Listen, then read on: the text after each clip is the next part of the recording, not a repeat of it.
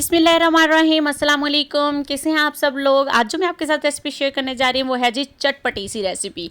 जी तो उस चटपटी रेसिपी का नाम है जी पानी फुल्की की रेसिपी, जो कि आपको बहुत पसंद आने वाली है। अगर आपने मेरे चैनल को अभी तक लाइक और सब्सक्राइब नहीं किया है तो जल्दी से कर लीजिए। तो आइए चंद मिनटों में तैयार करते हैं अपनी चटपटी सी रेसिपी जल्दी से। जी तो यहाँ मैंने लिया है जी एक बाउल, इसके अंदर मैंने डाल दिया है 1.5 कप बेसन लिया है मैंने यहाँ पर। और अब मैं इसके अंदर डाल दूंगी जी पाउडर मसाले, जिसमें जाएगी रेड चिली पाउडर 1 टीस्पून, नमक 1 टीस्पून, हल्दी 1/2 टीस्पून। बस यही चंद मसाले इसके अंदर जाएंगे। इसको कर लेंगे जी अच्छे से मिक्स। अब इसके अंदर एक चुटकी बेकिंग सोडा आपने इसके अंदर डालना है, ज़्यादा बेकिंग सोडा नहीं डालना।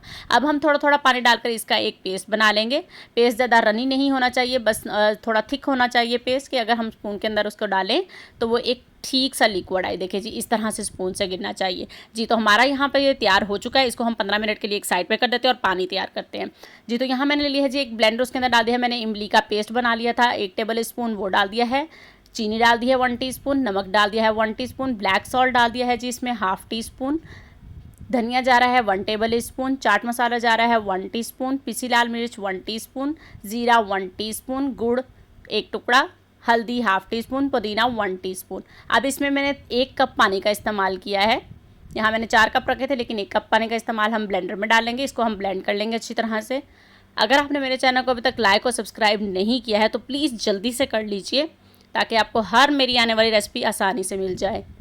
जी तो यहाँ मैंने इसको कर लिया है जी अच्छे से ब्लेंड। जी तो अब ये ब्लेंड हो गया। अब मैंने यहाँ पर ले लिया है जी एक बाउल, इसके अंदर मैं बाकी के बचे हुए 3 कप जो पानी है वो शामिल कर दूँगी। जी तो अब 1 कप पानी का मैंने इसके अंदर इस्तेमाल किया था। ये पेस्ट हमारा रेडी हो गया। मैंने इसको पानी के अंदर अच्छी तरह से मिक्स कर लेना है। यहाँ पर हमारा खट्टा पीठा पानी तैयार हो चुका है। यहाँ पर आप चेक कर सकते हैं, नमक मिर्च तो चाहे और डाल लीजिए।